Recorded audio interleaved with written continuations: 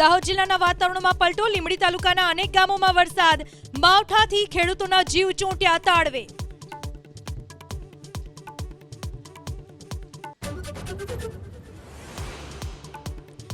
સાબરકાંઠામાં Idar Ambaji state highway પર hit and રનમાં મહિલા ઇજાગ્રસ્ત. ઇકો કાર ચાલકે લારી ધારકને મારી ટક્કર. કાર ચાલક ફરાર.